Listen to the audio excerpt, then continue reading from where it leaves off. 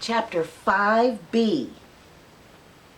She stayed out of doors nearly all day, and when she sat down to her supper at night, she felt hungry and drowsy and comfortable. She did not feel cross when Martha chattered away. She felt as if she rather liked to hear her, and at last she thought she would ask her a question. She asked it after she had finished her supper and had sat down on the hearthrug before the fire. "Why did Mr. Craven hate the garden?" she asked.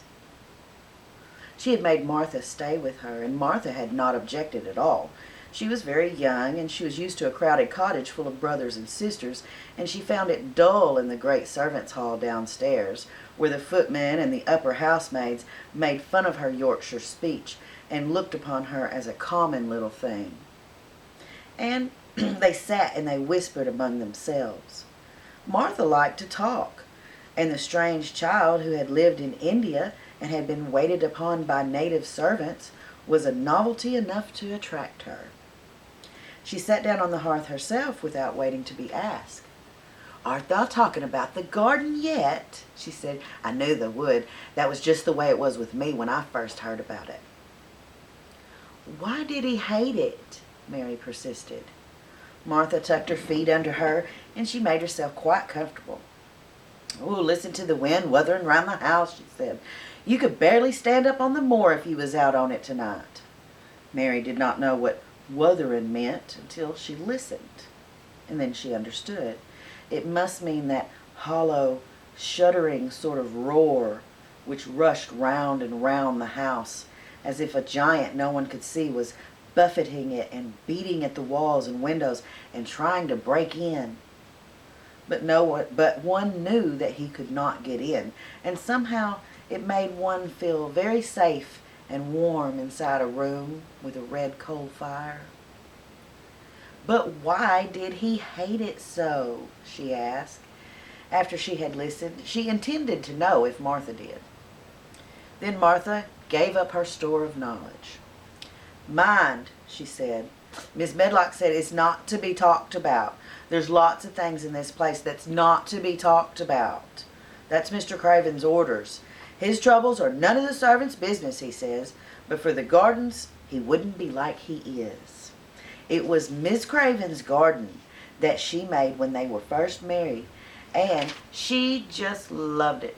And they used to tend the flowers themselves, and none of the gardeners was ever let to go in. Him and her used to go in, and they'd shut the door, and they'd stay there hours and hours just a-reading and talking.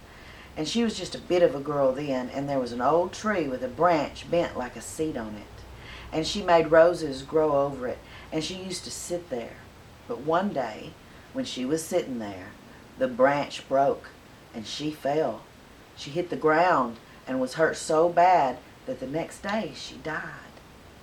The doctors thought he'd go out of his mind and die too. That's why he hates it.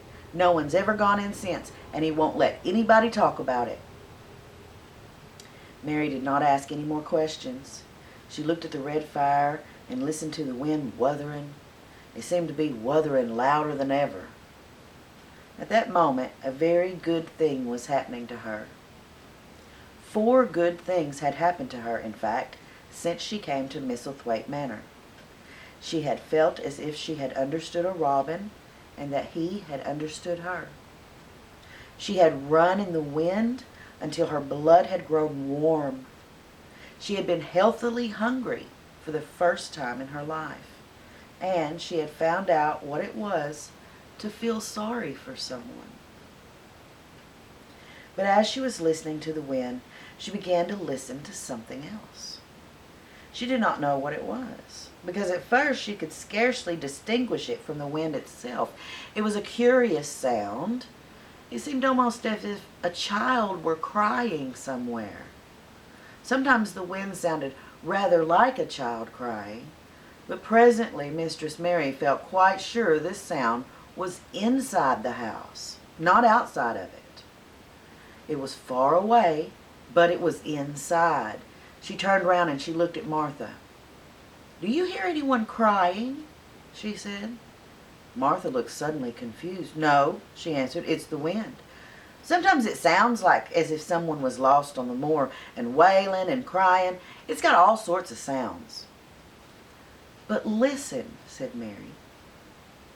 It's in the house, down one of those long corridors.